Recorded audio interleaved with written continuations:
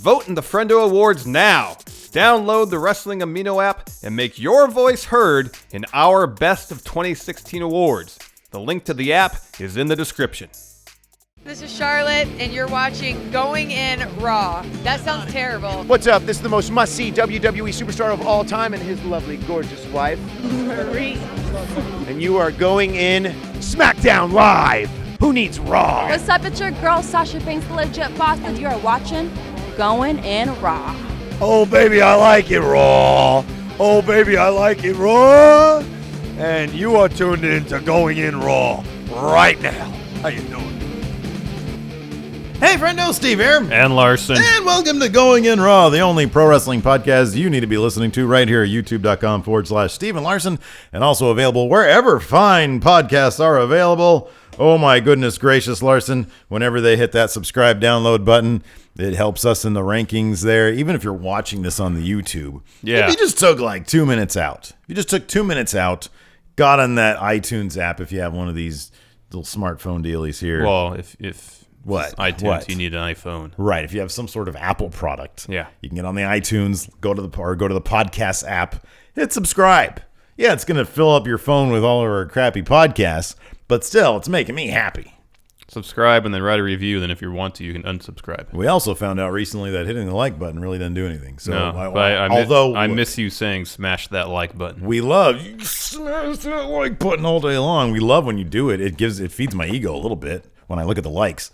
But apparently, just watching the show helps us out. Watching us, put us on autoplay or whatever. I don't know. Don't kill your data though. No. Anyways, we're also on the Patreon at patreon.com/Steve and Larson. You can see that right there. Do you have the right new pledges lined up? Ooh, good point. Yeah, we got. So tell people, just name one of the reward tiers. One of the reward tiers. $50 gets you a T-shirt, and then everything else. Right. Which includes a care package, which will, at some juncture, include a comic book, stickers, and probably something else. Yeah, I would imagine so. You get a postcard signed by us.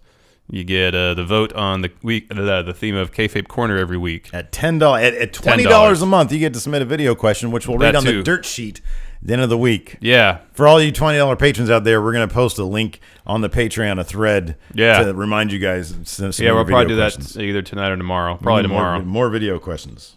Yeah. Right now, we've got, I don't know, almost 30 people watching this, 33 people. Yeah, $5, you get to watch this stream every week. Every week, you get to watch this, and you get access to a bonus episode, which is buried deep in the show, apparently. I need to start chopping those out and put them up proper like. Boy, oh boy, I'm not good at this. So these are the people. I like to do this every week on Tuesdays. We like to read off the names of our new Patreons, our new patrons from Patreon. Yes. Who, because it takes effort. It takes effort to open up your wallet and give us money. So we should show our appreciation. You're supporting the show. They're supporting the show. Yeah. Robert Temple, Chris Prestle, Jake Jansma, Scottish Misfit, Steve and Regal, Chris Marshall, the Australian-born Chilean, whom they call Mexican, pledged money. Hamza Halal pledged money. Manuel Garcia de Paredes. Alex K657. Lewis West. Daniel Summer. Air Callow. Euterius the Contastical Vagician, formerly known as Count Fuckula the G. I'll read your name. As long as there's nothing too offensive in it. Although I'm pretty sure that C word is pretty offensive. Yeah. Not my name. Yeah. It's not my person. But they pledged a shitload of money. So I'm going to read their name. Oh, apparently I pledged $1 because somebody named Steve pledged $1. Was that me? There's more than one Steve out there. Marcus Avila, Andrew J. Reyes, and finally, J. Sean Lawrence. Thank you, everybody. Thank you very much for the support. And of course, you can buy our merch at prowrestlingtees.com/going in raw. Yeah, we have Going In Raw shirts. We have Fun Wrestling shirts. We have W Steve W shirts. And we have Friendo Unified Championship Wrestling shirts. Steve W. And finally, we want to remind you guys to vote on the Friendo Awards. We're closing today?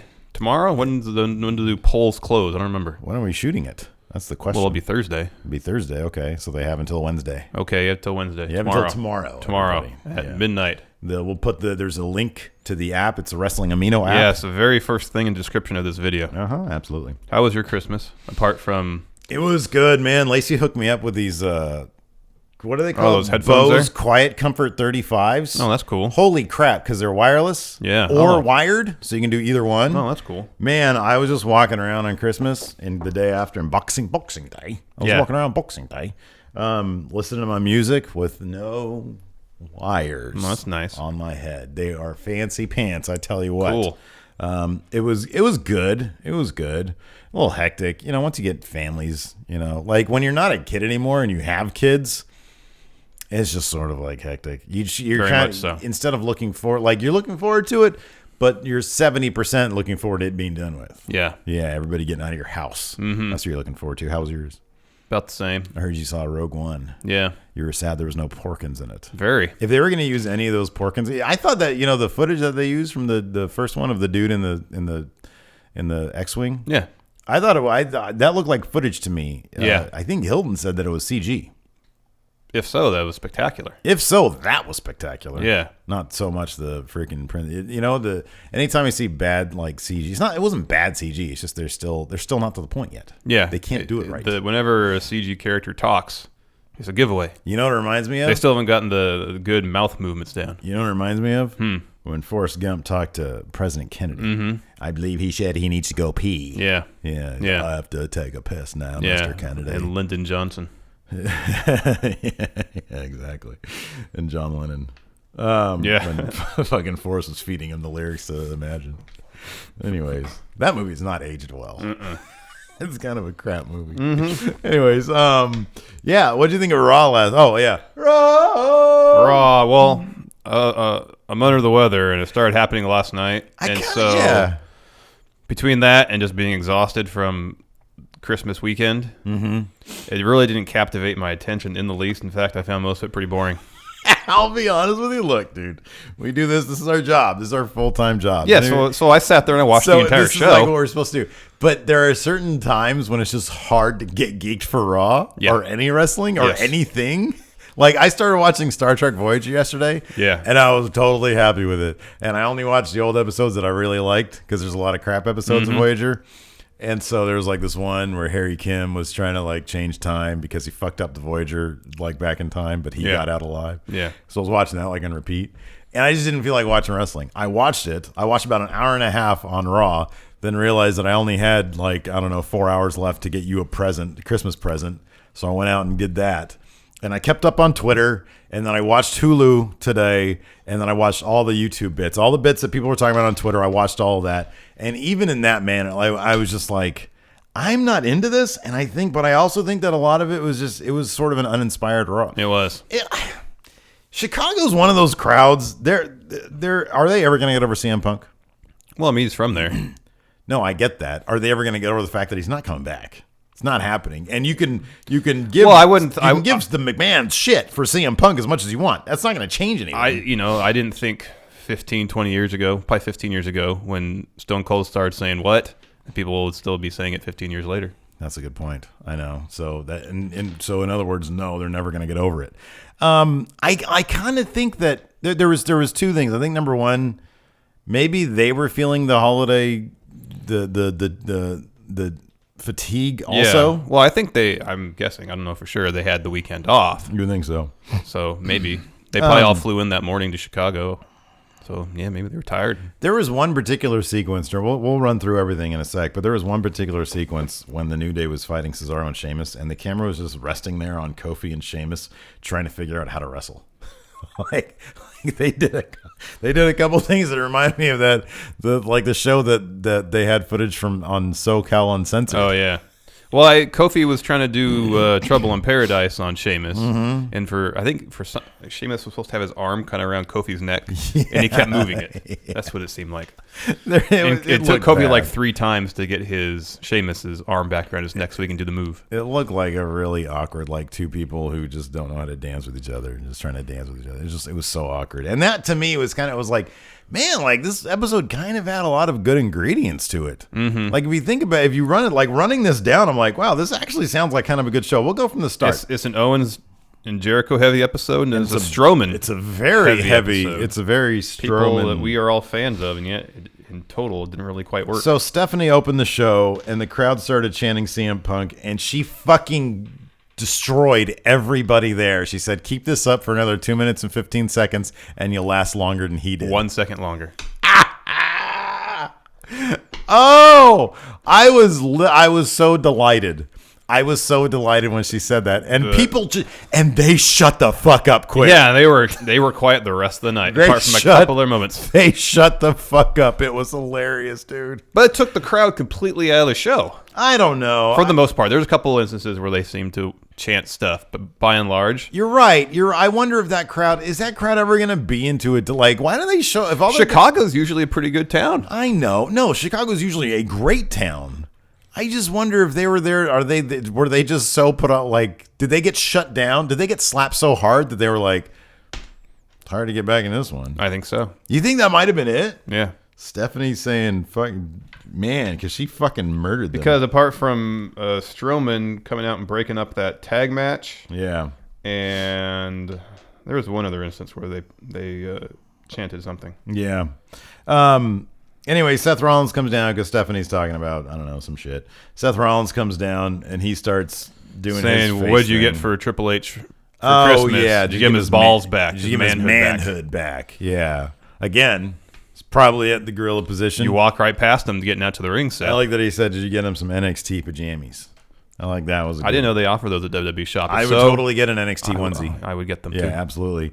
Then Roman Reigns comes out to a chorus of boos. And as soon as he picks up the mic, they start booing him. Yep. And but then eventually, why was their dynamic all awkward? Because they were both saying they wanted a piece of Strowman, but then they were like contentious about it. Weren't they kind of friendly? Did something feel very sexual about that whole thing?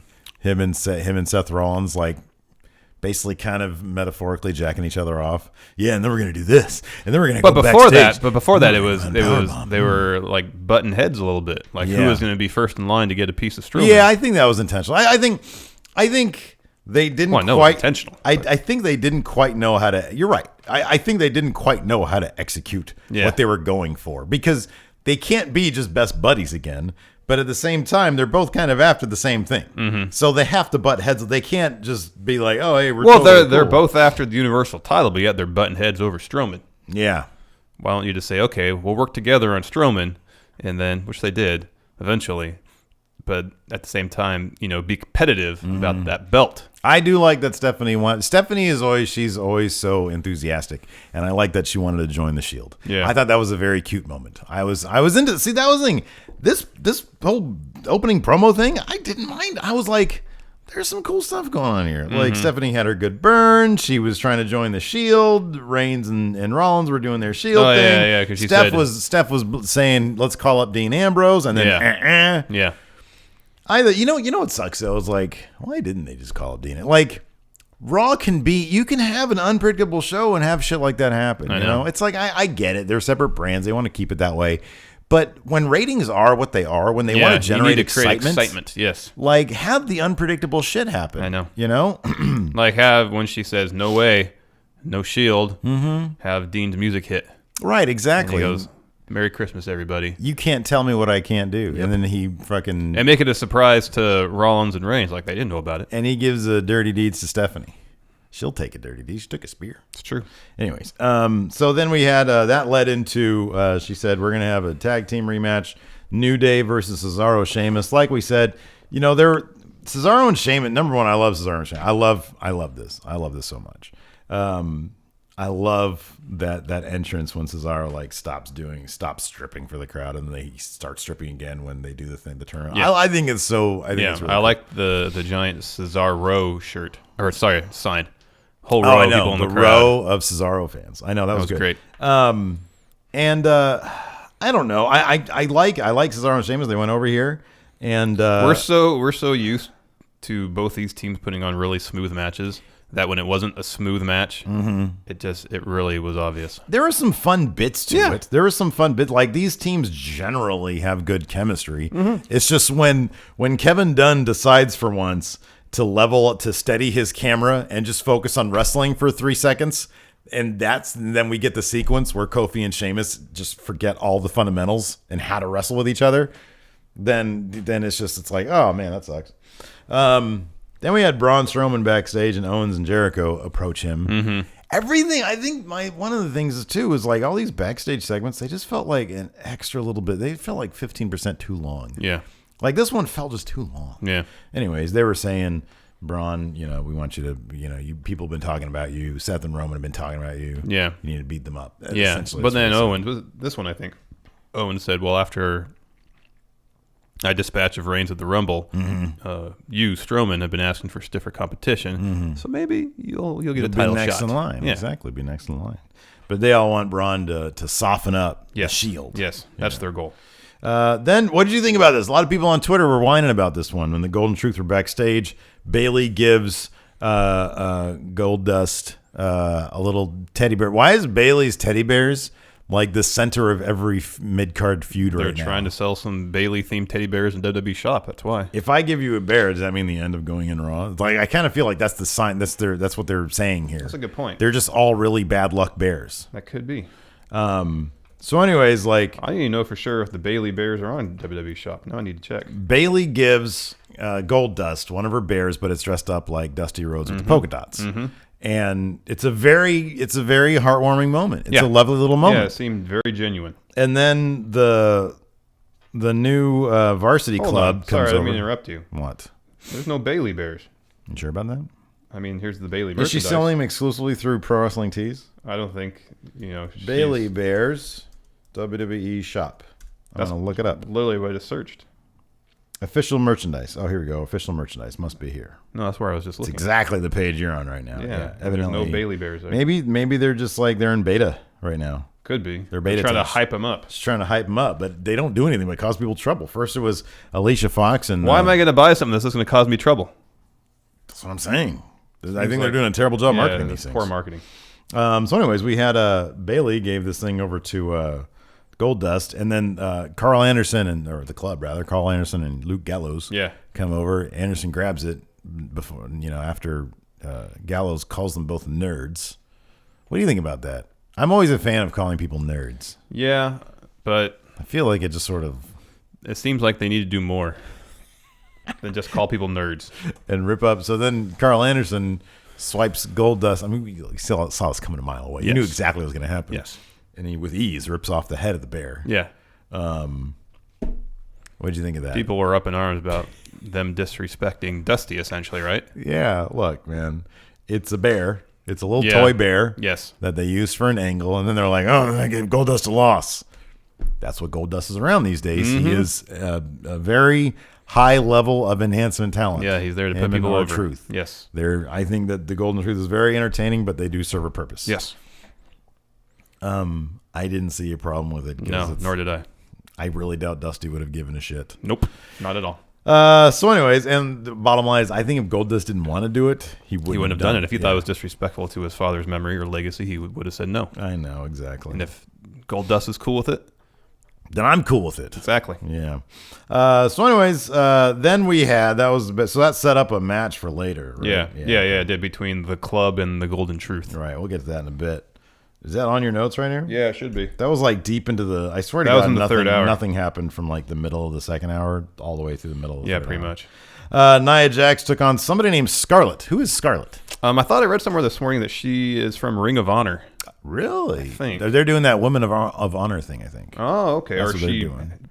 At one point, did wrestle for Ring of Honor. Oh, okay. Let me see. It's Adam Cole in women's makeup. Well, that's not her. No, it's definitely not her. Scarlett Bordeaux. Definitely, that's not the person. So I read anyways, that this morning. Hold on, we'll go continue. I'll double check that. it was a squash match. Nia Jax beat the living crap out of her. Yeah. She showed up. Scarlett showed up with that cool, like, Sasha Banks, her latest merch, rips off Fun Wrestling. I know, it's a great shirt. She ripped off your shit, man.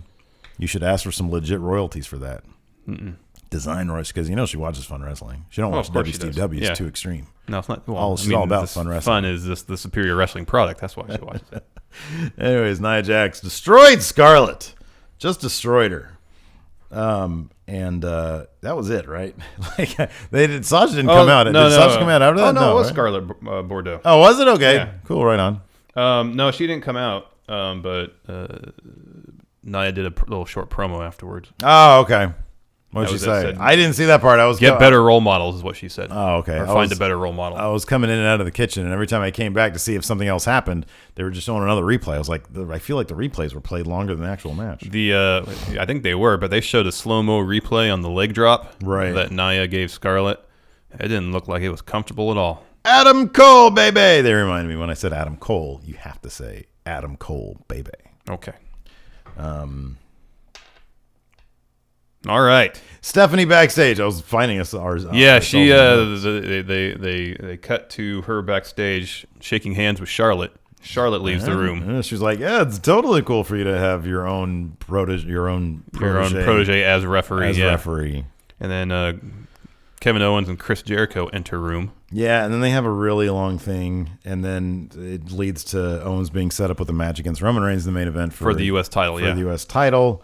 But then they tease some more dissension there at the end. Yeah, there's a look on Jericho's face, like because Jericho understands when they say we're your Universal title holder, Owens the only person who actually holds it. Yeah, and he didn't. And he's using Jericho as insurance essentially. Exactly. So that's still a thing. Yeah. I wonder if their feud 2.0 is going to actually be the way we kind of want it to be. I hope so. Low-level writer out there that's listening to the show is going to make his way up the ladder by the time that happens. Mm-hmm. Let's see here. Charlotte versus Bayley. Well, so Bayley came out. Yeah, sorry, go ahead. Bayley comes out. I don't care what you got. A lot of people on Twitter are bitching about Bayley and her promo style. I love it. To me, it just feels refreshingly not written. Mm-hmm. It just feels like she's doing her sort of gushing fan thing. And I don't know. I think it's cute. When she doesn't stumble, I think it's really cute. When she does stumble, it's awkward. Charlotte comes out because she's like, I'm 3-0 against Charlotte. Charlotte comes down and says, the one piece of advice I learned from Ric Flair and my daddy is always have a lawyer on hand. Yeah. And said your victory last week has been expunged from the record because Charlotte cut her shoulder up before the 3 count. Yeah, they did a video. But the ref didn't see it. Yeah. So she said Charlotte was going to give Bayley another opportunity to become the new number 1 contender for the women's title. Right. But that Charlotte got to have her own referee to make sure that it's called, I guess in theory, right down the line. And of course. Correctly. The one thing that would have, I probably would have had a much different feeling about Raw had it been the one person we figured and hoped and prayed it would be. Oh, Little person Nate. It should have been. Little Nate. Little Nate. Why wasn't this Little Nate? Everybody, Chicago would have marked out hard. That would have kickstarted the whole show anew. Yeah. This would have been a shot in the arm. I know. If they saw Lil Nate in his robe, that crowd would have marked out so hard. How about this? What if it went as planned? Dana Brooke comes out, and then when she gets knocked out of the ring with the Bayley to belly, Lil Nate outruns Lil Nate. Where's Lil Nate? And you think at first, okay, here's a ref that'll actually call it down the line. It's Lil Nate. But no, it's Little Nate. It's Lil Nate. Love Lil Nate. Little Nate is great. Anyways, this leads to at one point Bayley did not give Dana Brooke much time to start screwing her over because as soon as she did, she fucking gave her a Bayley to belly, laid her out with a Bayley to belly, and Dana rolled out of the ring, and then another ref ran in. Ref number 2 ran in, started calling a pinfall, and then Dana pulled him out. Yeah, and he took a stiff bump. He did. He did. That was face to floor right there, man. Yeah. Dana gets back in there, and then quick counts the pinfall. Charlotte wins. That's right. So good for them. Did we get another? I don't see it in any notes because there's no reason for you to have put it in here. We got another Emelina's coming soon thing. Yeah. Right? Yeah. Okay. She posted on Instagram again. Good thing you have to wait for these things. Good things fast you forwarded wait for. through that. It's nothing you can't see on our Instagram, and there's no nipples in it, so why would you even watch it? Braun and Stephanie backstage. This is probably the highlight of the show for me. I agree, and it made me hope and dream for like a new Braun Strowman angle involving multitasking. He says, So, "I'm multitasking. She showed up and he was just beating the shit out of some random guy backstage. I know, and he's like, "I'm multitasking. I want Seth Rollins and Sami Zayn."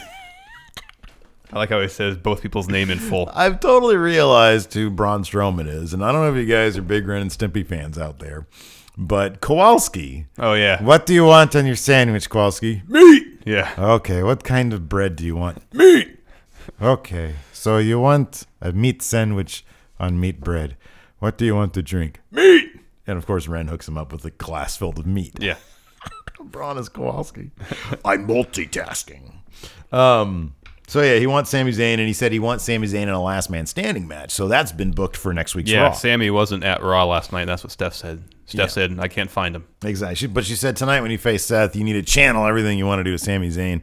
You need to channel that. Again, to soften him up. Exactly. So I like this idea of Braun Strowman multitasking. I want him to just keep on asking for I feel like Braun Strowman's gimmick is the realization. This is the difference between Braun Strowman and Ryback. Because Ryback says, feed me more. Braun Strowman actively lives that out. Yeah, he tries to get people to feed him more people. Exactly. Yes, rather and than that's just saying great. it. Instead of just feed me more, which doesn't since he left, it's obvious that all Ryback meant really was literally feed him more because he just said El Pollo Loco all the time. Yeah. Braun Strowman, he actually means I want more people to injure and hurt. Yes. That's what I want. That's why Braun Strowman is infinitely better than Ryback. Yes. So yeah, I'm multitasking. So I want to see more Braun multitasking. Me Not too. just hurting people, but literally, he's like, it's tax season. So he's like on TurboTax doing his thing. Yeah, but at the same time. With one hand. Yeah, at the same time, though, he's also managing his Twitter. Right, exactly. So I'm using my social media savvy right now. Yeah. Who am I doing right now? That's kind of Ventura. That's That's kind of Ryback mixed with Ventura. it is. I can't do. I know how Braun talks. I can't really do it though. No, you can't. Because he's got kind of an accent. Where is he from again? From North Carolina. It's like the slightest hint of an accent, but it's really guttural, but it's also deep. I don't. It's hard to do. There's a lot going on there. Yeah. Anyways, then we had probably my second highlight of the night, or after this, Neville versus TJ Perkins. Neville won. Neville did an interview. Yeah. And this is probably my second favorite it's pretty good part of the night and people blowing up our Twitter because last week I said, you know what? Heel Neville, kind of an ugly dude. I'm sure he's a guy whose personality. Neville might be the best thing about Raw right now. Besides Braun Strowman, maybe, but Neville, whenever he shows up, that interview was fire. That interview was great. It was great, yeah. To all the people out there, I can't do a Geordie accent. I don't know. I'd have to listen to it a lot more. Who said, my accent, you don't like my accent. To people out there who say, what did he say? I forget what he said. It was three things he referenced. Three things. With the last one being his face. This face, and he looks dogged right into the camera. Yeah. And immediately I pulled that up, and I'm using that for the thumbnail for this episode.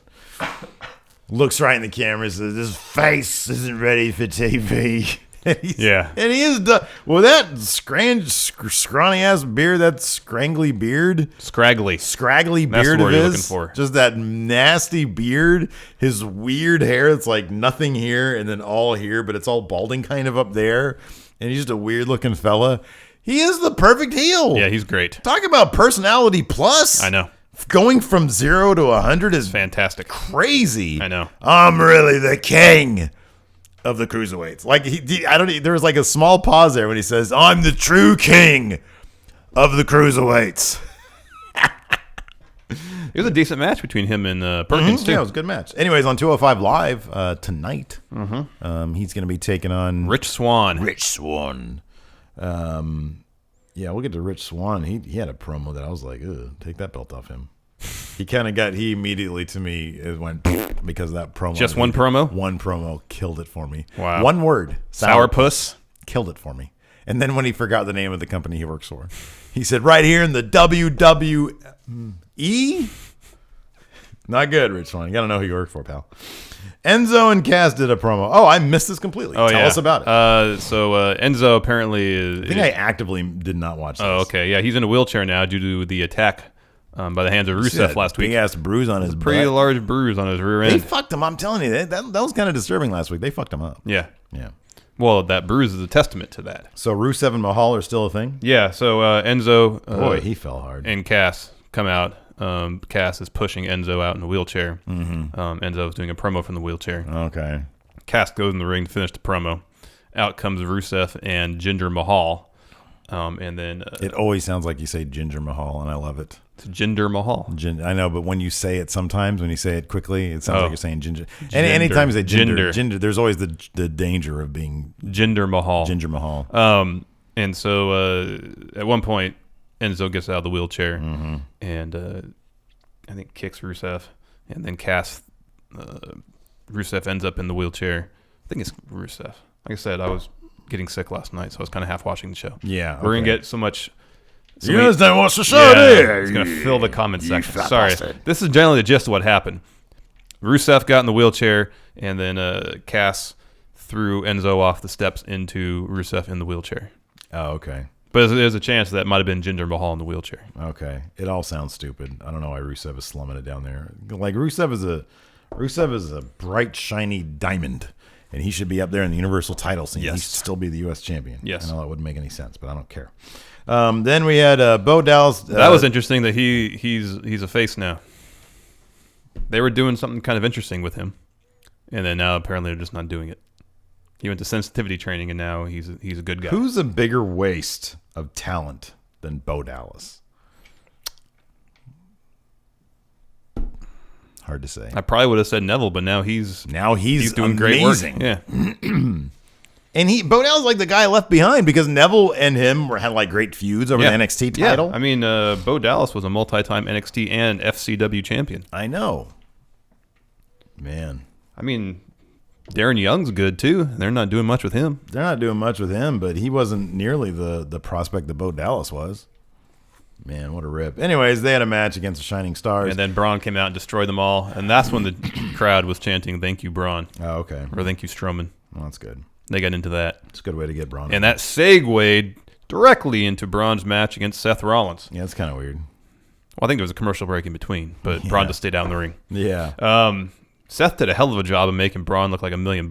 He sold the shit out of every move. I know. They made Braun look great. Like, they are booking him strong. They're booking him to the moon, man. Yeah. Anyways, at one point, Seth is like sort of prone inside the ring. Braun is outside, and Sami Zayn's music hits. So he looks towards the ramp. Sami Zayn comes literally from out of nowhere. Yeah. Like, he just sort of nightcrawlers in and starts attacking Braun, sort of running him up against into the ring post several times. Ring post a couple times.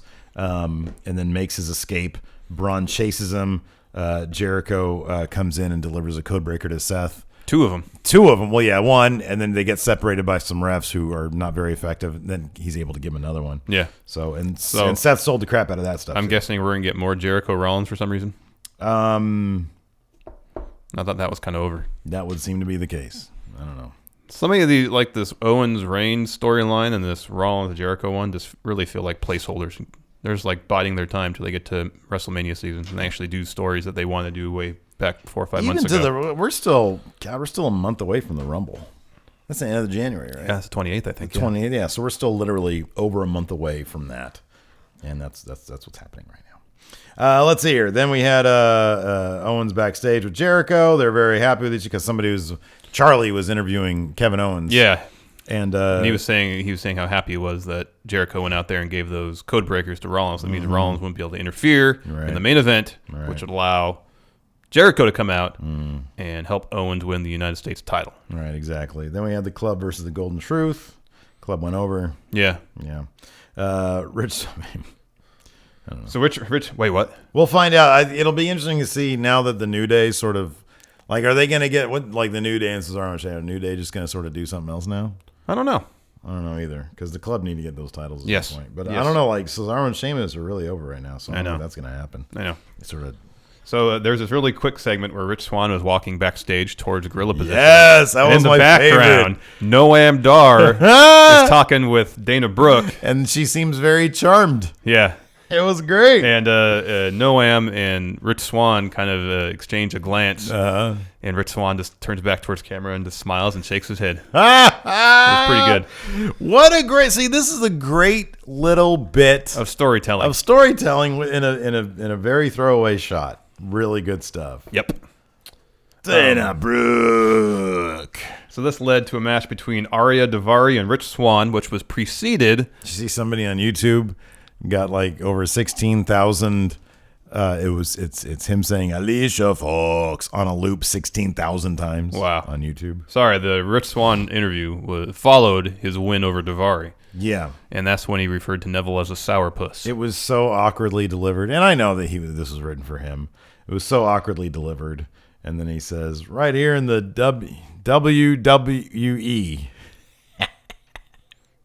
I know. Look, you're not gonna hit all of them out of the park, But I was like, man, that was awkward. I really don't want the belt on you anymore. And then Neville comes out.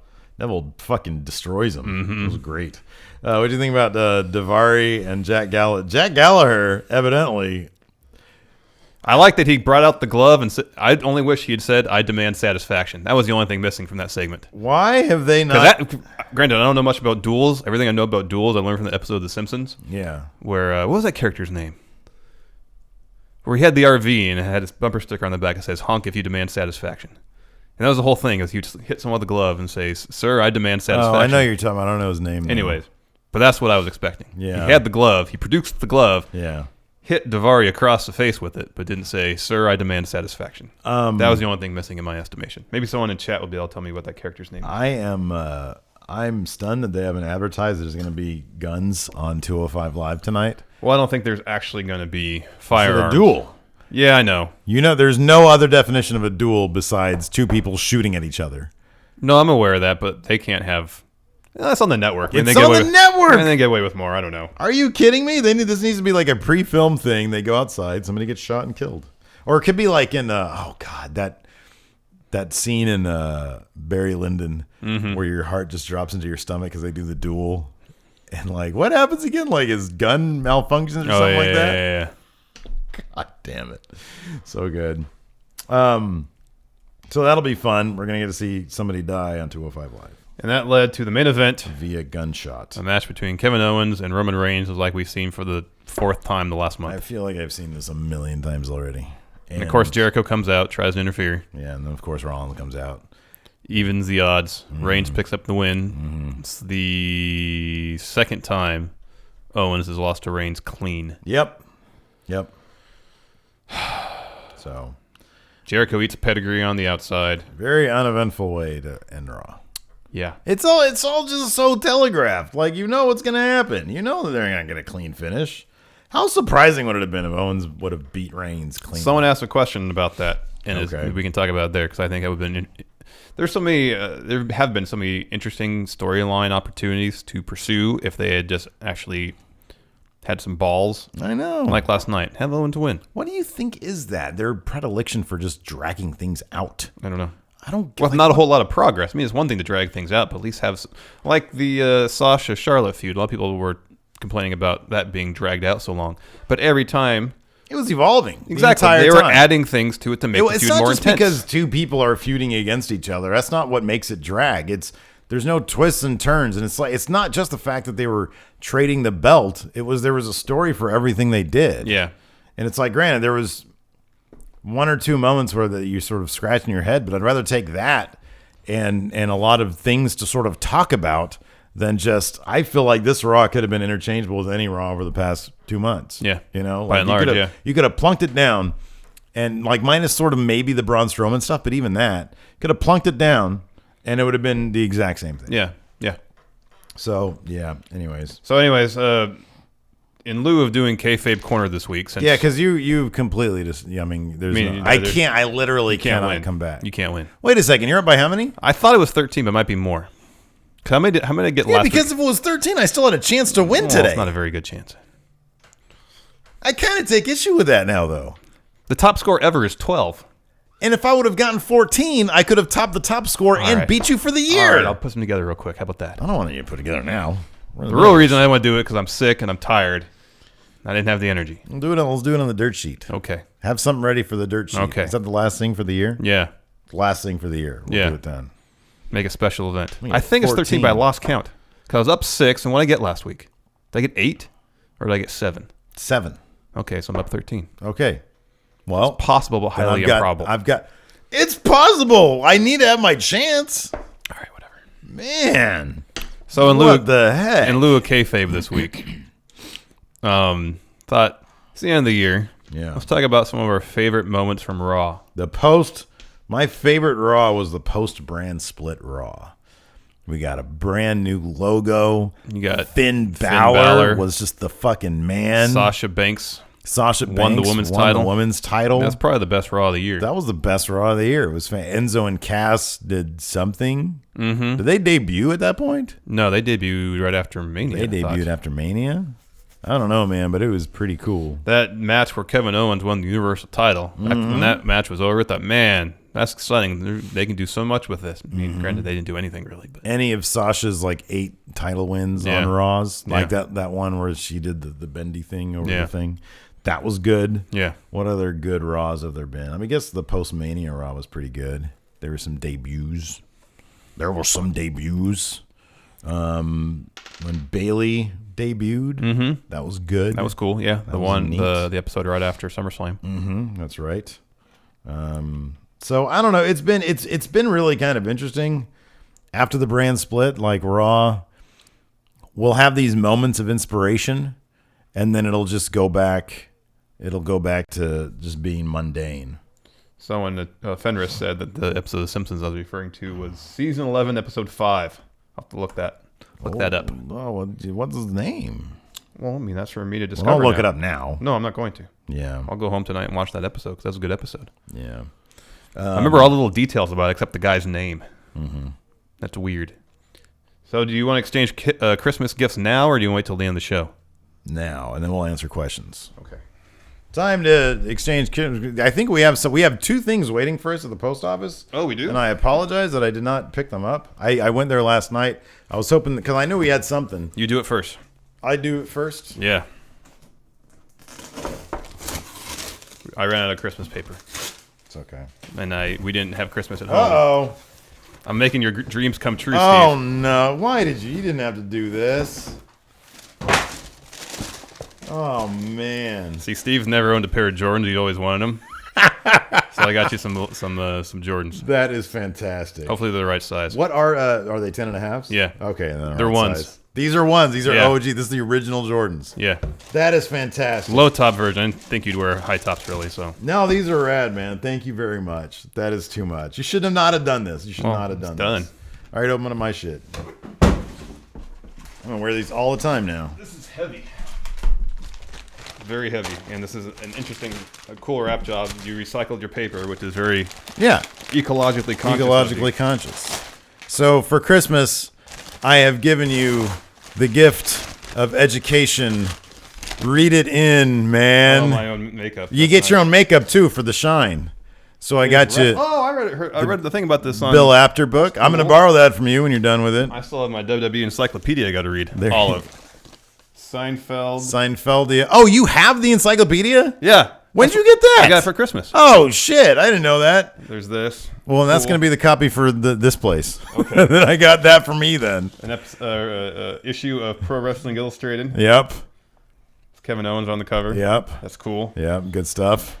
And then the encyclopedia. I didn't know you had it. Oh, I posted a picture of it on Twitter on Christmas Day.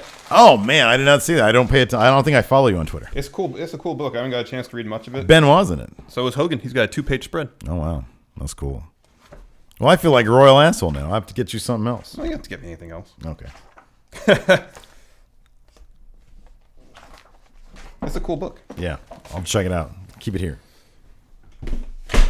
I'll have 2 copies. One here, one home. Well, Merry Christmas. Merry Christmas to you, too. Hope those shoes fit. If not, I'll send them back. No, I'm sure they'll be great. It's awesome. Let's answer some questions. Let's answer some questions. I'm very hyped about these. Very excited. You can try them on now if you want to. Nah. I'm going to bore the people with watching me put on shoes. Okay. First question. Nate Morris. Do you think WWE is hurting Seth's face turn by just using him to try to get Reigns cheered? I mean, they tried it with Ambrose. Try to use Ambrose to get Reigns over. I think it's less Rollins. They're trying to use the Shield, memories of the Shield. It is to get Reigns over. And I don't think that is hurting Seth's face turn. I don't think he's born to be a face. Well, it would help if they gave him something to work with. There's no motivation for him to be a face. There's no motivation. Well, the only motivation is going after Triple H, but when Triple H isn't around, I know, and there's nothing for him to do really. And it's like he made such a big deal about being a heel, about being in it for Seth, that now it just doesn't make any sense. So I think it's just there wasn't a real and Triple H on top of that, I know he's a heel. He's not really. People cheered the shit out of him when he gave the title to Owens. I know. And I wish. Here's my thing about Seth is that I wish that he was the exact. He's a different character now. That's the problem. Yeah. And if he was the same character as he was when he was a heel, only booked strong and going after Triple H, then that would make all. Then he's basically a tweener. Yeah, I know. But trying to do just straight up face things like being witty, Yeah. and doing that, like that's just it doesn't fit him. I know. well. And the whole pairing of him and Reigns is really forced. Yeah. Like, 2 months ago they were at odds, and now they're buddies again. Yeah, I know. It doesn't ring true. Retired Dwayne Nix. When do you think Reigns is going to drop that U.S. title, and who is he going to drop it to? Oh, wow. Okay, let me ask you this. Maybe Strowman. What do you think is going to happen first? Roman winning the Universal title or Roman dropping the U.S. title? Roman winning the Universal title. Yeah, I think it's going to happen first, too. I think so. Spencer Moore. I'm the only one who thinks that Owens should have won the U.S. title so that next week Jericho could be jealous that Owens won't let him have one of the belts. Yes. Look, it would have been great, but we know it's not fantastic. going to happen on Raw. Yeah. We know it's not going to happen. They don't really take risks No. the way they should. There's been a lot of opportunities in this Owens Jericho so storyline weird to because kick it up and do interesting things. They just don't do it. They see how well it works in the women's division when it's you can call it hot potato, whatever you want, but it's unpredictable. Yeah. It's unpredictable. It's like they're literally scared to make Roman look weak. Yeah, I know. And even if he loses due to interference from Jericho, I mean, that's a protected loss. He can win it back in short order. I know. Just make the storylines more interesting. Use the belts to further the storyline. It's a story. It's not. Yeah, I know. People know this isn't real competition. I know, exactly. You don't have to protect the lineage of the belts. No. Friendo Block Party World Champ Liam Twitter Troglodyte Wagner. Oh, Block Party! Woo. Hey, Friendos, happy holidays Dolph to the Gear Ziggler family miss. and the Larson family. Thank you. Oh, With Owens Chad Hawking. with Owens teasing a feud for the Universal title with Braun, how would you book a Braun title run? How long would it be? Who would he drop it to and when? He would have it forever. I would love for Braun at this point just to be the mountain. Have like a 5-year title reign? Have a really long title, or at least like a year-long title reign where nobody can climb him. And then Maybe a year from now, yeah. Sami Zayn finally does. I know. That would be fantastic. Like, give him a year to build up his character. Yeah. Have him have a year-long title reign, then have Sammy take it off. Have Sammy take it off him, yeah. Richard Nixon. My money is on Strowman winning the Rumble. I also think Reigns may get the Universal title before Mania. I'm all about the idea of Braun winning the Rumble, but what I'm not all in on is the idea of him being made to be an unstoppable force just so Roman can overcome the odds. If he wins the Rumble, how would you guys book his road to Mania, and who would he face? Braun. Braun winning the Rumble. It's probably not going to happen, but I like it. I like the idea too. Yeah. But if he were to win it, would probably just be to face Reigns. Yeah. Probably. Unless Sami Zayn somehow gets the title. People would pop so hard if he beat Roman at Mania for the Universal title. Why do the WWE just writes themselves in these corners? I know. Where they got the guy who's supposed to be the bad guy being cheered. Like they never get it. I mean, they do. I'm not going to say never. They get it. On the big things like the Universal title, it's like either too many cooks in the kitchen or just that one. The one overbearing cook who doesn't always know how to use his Gordon, ingredients. what's his name? Gordon, what's his face? Gordon Ramsay. Oh, yeah. Yeah. James Rodriguez. With crowds chanting thank you when someone like Braun Strowman or Neville destroys certain superstars, does that show a lack of appreciation for those talents? And who do you think that plays a role? Oh, sorry. And do you think that plays a role in management keeping a guy like Bo Dallas down, since it seems like the crowd is not happy to see him? The crowd's not happy to see him because they haven't been used in anything. Yeah. And they have an obvious segment on the show to fill time. Yeah, that's the thing. It's when a crowd knows when you're just filling time. A crowd understands that. When everything seems vital, nobody's going to chant thank you for stopping that segment. Yeah. So book everything to make it vital, and then they're like Raw isn't meant to be developmental. Yeah. So enough of these matches where they don't matter. Bo Dallas, all of a sudden, he's a good guy. Why? Yeah. Well, that doesn't make any sense. Because he went to sensitivity training. It's so ridiculous. Like give them a compelling storyline between Bo Dallas and Darren Young. There you go. Because I like both those guys. And I like Bo Dallas as a heel. I like Darren Young. I love Bob Backlund. Yes. There's a lot you can do there. Yep. Women's division. Oh, that's just the heading of the notes area. The possible number one draft pick Very in the possible. upcoming Friendo draft. Very possible. Western States Heritage Champion Matthew E. Williams, Esquire. I What? nothing. Say it. Nothing. Say it. I think there's a lot.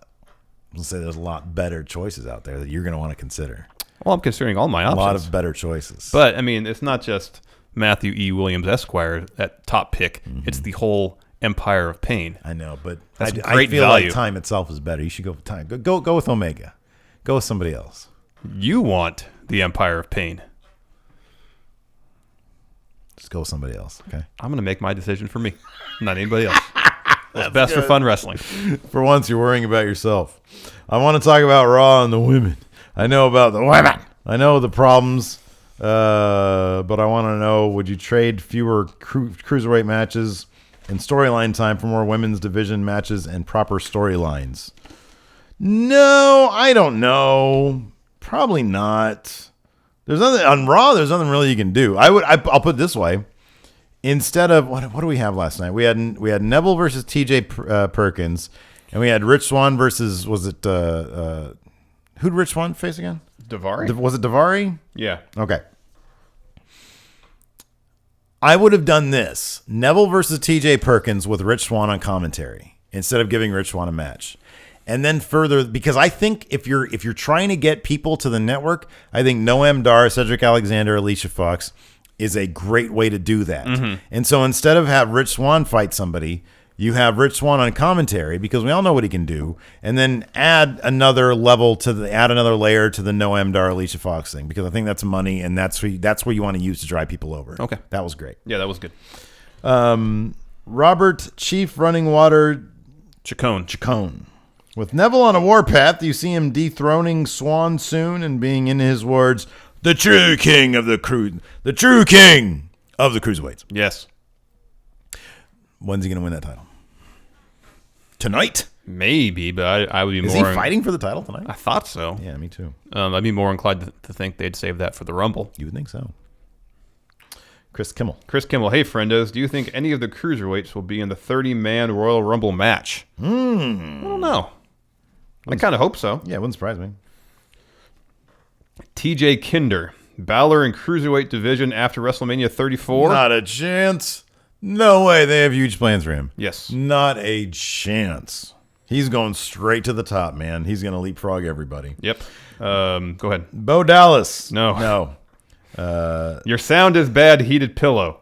So Bo Dallas is now a face? I don't think WWE Creative, they care so little about that. That bugs the shit out. I hate that. He's growing a beard to me. He's getting ready for something.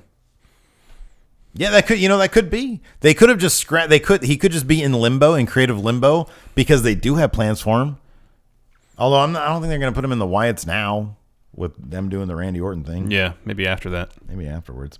Gene the Grappler. I'm starting to notice the differences in being at a live show for WWE. This is good for you people who out there who are wondering if you should go to a live show, TV taping. Yes. Then watching on TV at home. I'm not a fan of the piped-in chants and lowering the volume of the crowd to reduce the boos for someone. Roman, my question is, do you think WWE should mute the fans and add audio, or should they have the show as it is without being edited? Definitely the second. Yes. Don't show us what you want it to be. Show us what it is. Yeah. Again, it goes back to kind of just like overly protecting people. Yeah. Like if that's the reaction Roman's getting, just obvious. show it how it is. I know. You know? You want me to say this name? Yeah. I mean, it's like I don't even know if I can pronounce half of it. We'll just call him Count Fuckula. Good. Count Fuckula. With WWE seemingly pushing the envelope with the PG rating, more cursing and sexual innuendo, do you see them slowly and gradually fading to at least going TV-14 No. in preparation for much more abrasive talents like Kenny Omega and the Young Bucks? They're not going to look. Kenny Omega is not going to be allowed to say motherfucker on TV. And the Young Bucks, what do they do? Crotch chop? We've been seeing that a lot. Although the crowd will chant "fuck the Young Bucks" during their matches. You think so? Do they? No, they do in PWG. Oh, okay. That'd be funny. I got my Blu-rays. I know. I want to steal them. Days 2 and 3 of the Battle of Los Angeles. Can't wait. Yeah, no, I don't think that's going to be the case. I mean, I just don't. TV 14. What did they have TV ratings back in the Attitude Era? I don't think they did. For part of it, I thought so. Did they? I thought so. I don't know. I don't see them ever going past. Like, they can do what they're doing now. I don't think they're even slowly getting to anything. I think that they're just on a case-by-case basis. They're probably saying, hey, how far can we go here? And sometimes they might go further than they had intended to, and they'll dial it back. But I don't think they're aiming. Well, like last week when Natalia called Nikki a bitch twice. Yeah. I mean, I don't think that's going to be a weekly occurrence. Yeah, exactly. They'll pick and choose their, but boy, I really like these.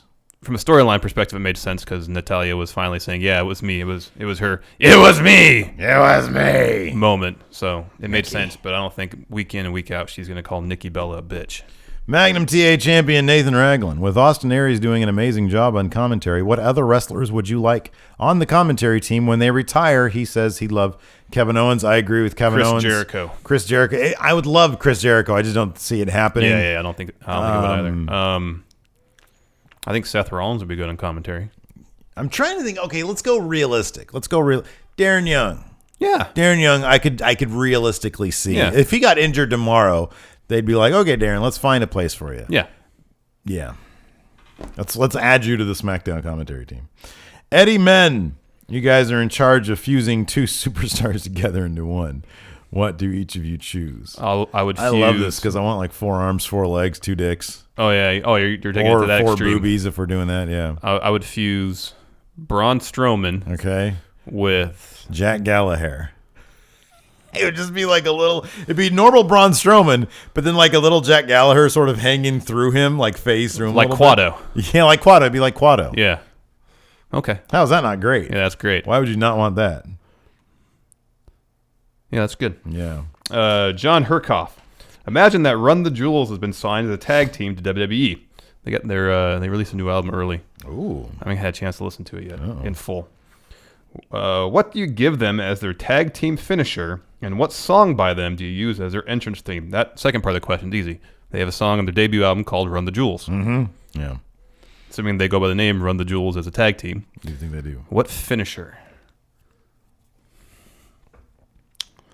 Anytime anybody asks me what tag team finisher should somebody use, I always go back to the, what is it called? Well, the Doomsday Device? Doomsday Device, yeah. That's a good one. I always forget if it's a Doomsday Device or Doomsday Machine.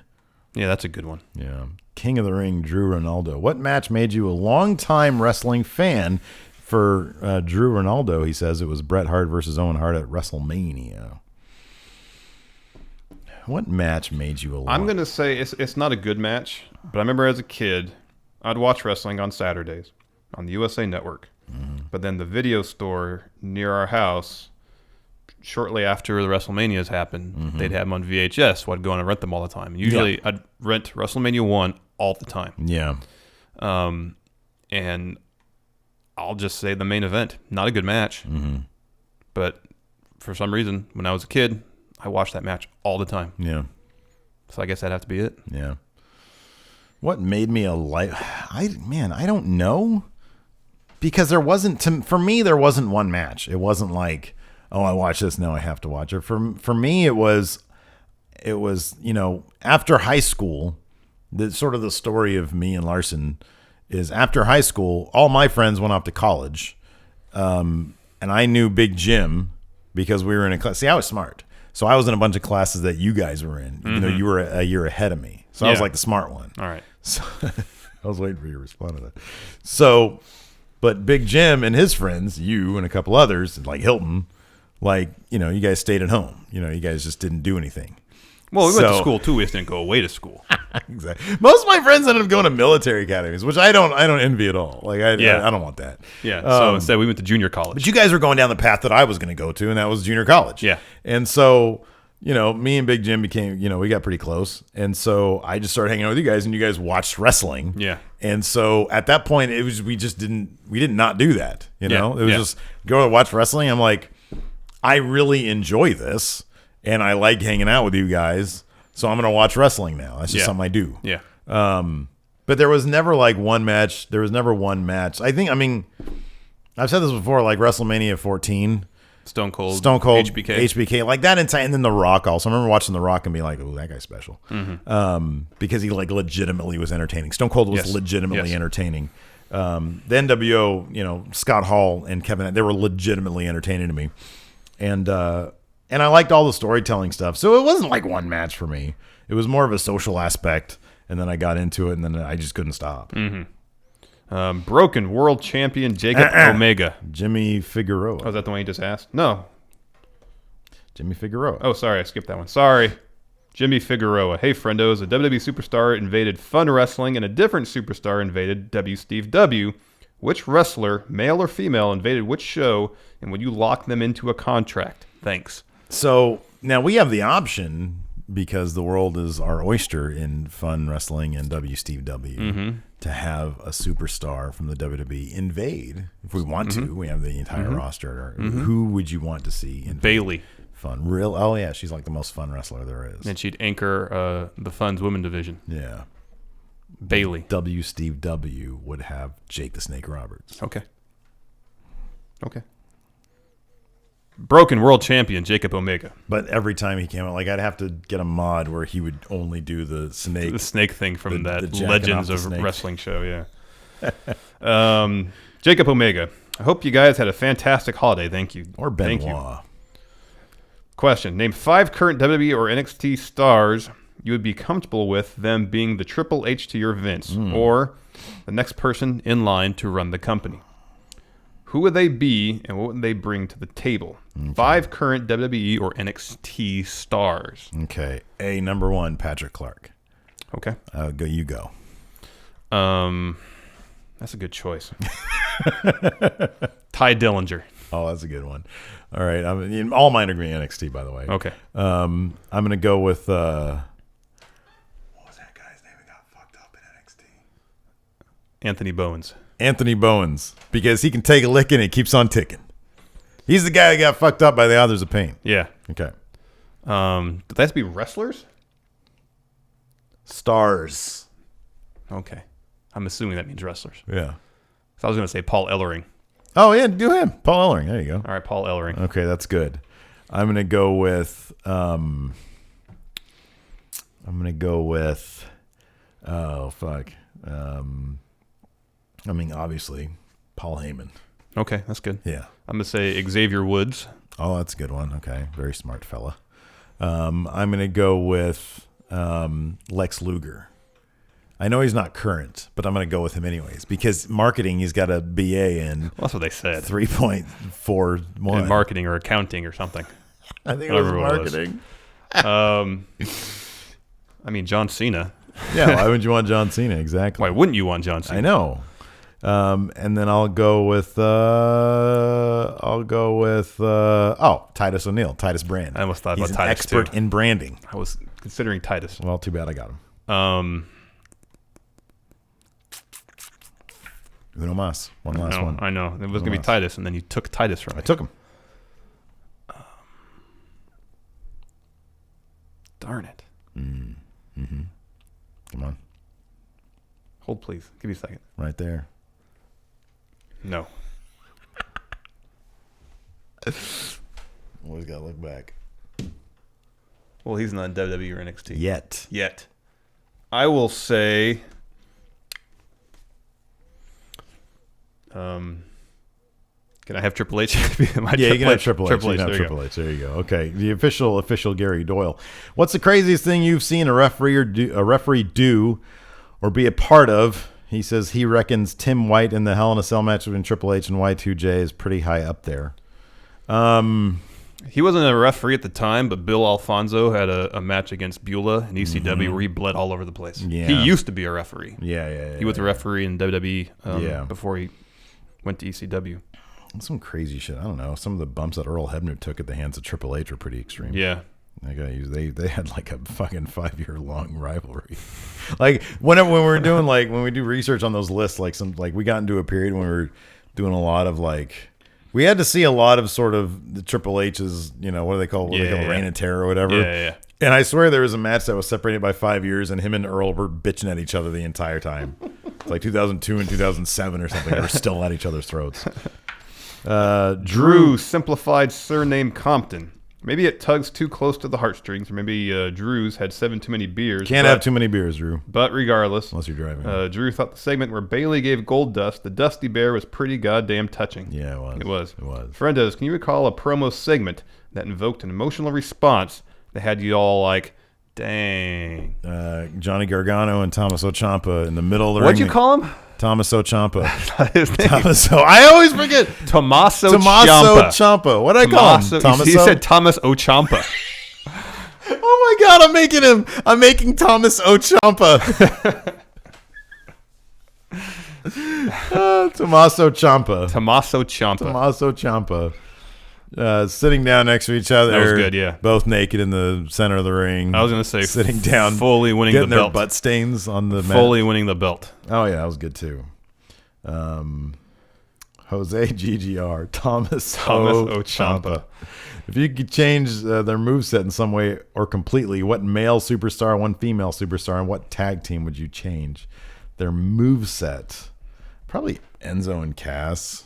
I don't know. You'd give Enzo some moves. You'd have to give Enzo some offense. What male superstar would you change their moveset? I would give Braun Strowman Cedric Alexander's moveset.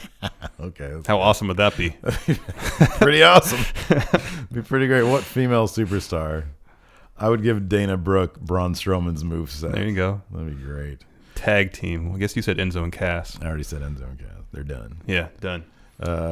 Intercontinental Champ Jefferson Nakamura. Scenario: you've been arrested for having a crazy night with Mojo filled with drugs, sex, Zubaz pants, and a disturbing amount of pizza rolls. Out of all the WWE roster, including past and present, and NXT with the exception of David Otunga, who do you select to be your lawyer out of the roster to defend you in court? Oddly enough, I would have, let's see here, I've been arrested, I would have Mojo. Because Mojo, he's got like, doesn't he have like a... He's the youngest to get a business degree at Maryland, I think. Yeah. So he's a smart guy. He's a smart guy. That's what I would go. I'm going with my usual answer, John Cena. Lawyer John Cena. I have to write these names down. I want to get Lawyer John Cena and Steve W. And Thomas O'Ciampa. Thomas O'Ciampa. Hamza Hillel. Hey, friendos, new patron here. Thank you Hamza. Very much. Yesterday, I was looking at the Wrestling Observer Awards, and feud of the decade for the 2000s was Shawn Michaels versus Chris Jericho. He says, do you agree? For him, it was Shawn versus Undertaker. It's hard to disagree with Shawn versus Undertaker, to be honest with you. Yeah. Shawn versus Kurt Angle was good. So was Lesnar versus Kurt Angle. Triple H versus Undertaker was good. Mm-hmm. Yeah. Yeah. Big Rays are sexy. Name 5 superstars that will be released in 2017, and what will their next promotion be? Jack Swagger? Yes. It's hard not to say the primetime players. It's hard not to say Darren Young and Titus O'Neil. I have no idea like what they're going to do with those guys. I know. I would say the Shining Stars, but they kind of need them for the tag division. I know. They need them for... Who on SmackDown? God, it's so hard to cut anybody from SmackDown. Well, you said Swagger. Is this going to be the year they finally get rid of Sin Cara? Maybe.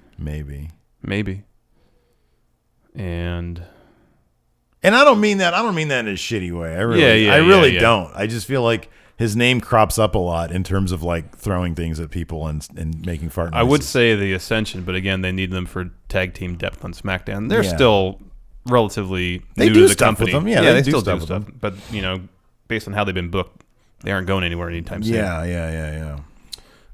East Bay Hardcore Champion Ricardo Reyes. Hey, friendos, book a WWE New Japan Super Show. Oh, nice. Main event. Yeah. He right here offers some suggestions. Omega Styles, Finn Balor, triple threat. Yes, absolutely. I'd almost kind of just want Omega Styles one-on-one. Yeah, that'd be good.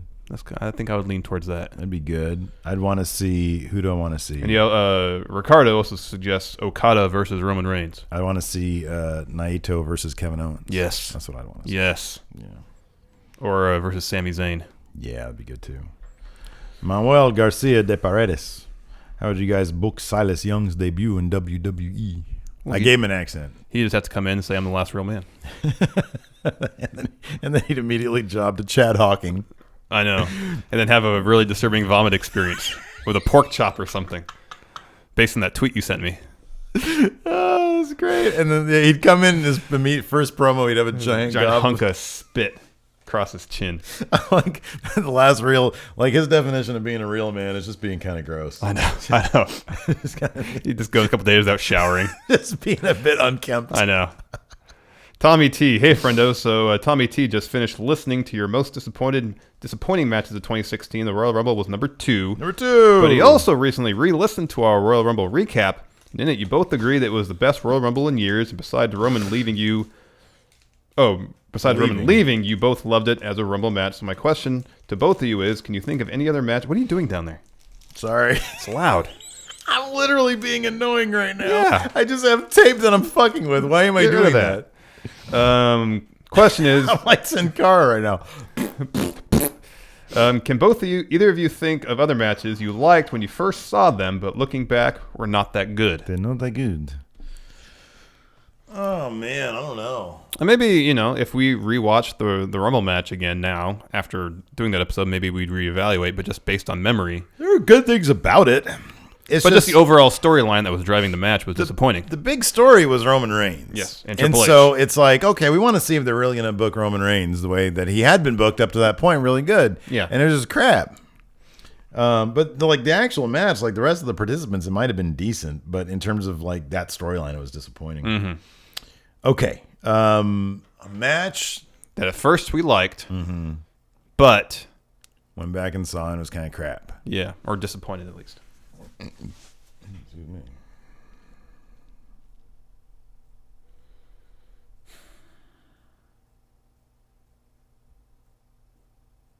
I don't recall. I don't know if this will happen, but I'm wondering if it'll be the case. We talk a lot about the Hell in the Cell between Triple H and Undertaker. Yeah. And how it's up there as maybe my favorite match ever. Yeah. But I haven't seen it since it originally aired. Oh, interesting. So I wonder now if my memory of it is better than the actual match. Like I'll watch it again and be kind of disappointed it's not as good as I remember it being. I think I watched a bunch of it fairly recently, and it is really good. Okay. It is still really good. Okay. Yeah. Manuel Garcia de Paredes. We already had a question here. But anyways, this one's really good. If you had to make a show like Total Divas, but with 7 male superstars, who would they be, and what would the show be called? This is easy. Total Mojo. It's Total Mojo. I like that. So it'd be Mojo, Gronk. I'm sorry, Mojo. No, Gronk's cool. Gronk, Zack Ryder. Yeah. Chad Hawking. He needs to be there, and Chad Hawking will be the guy. It's Kurt Hawkins, I know. No, I know. He'll be I the was guy. Gonna correct you. He'll be the guy that it's like, oh, I really like him now because of Total Mojo. Yeah. Yeah. It's like I find a new appreciation for him.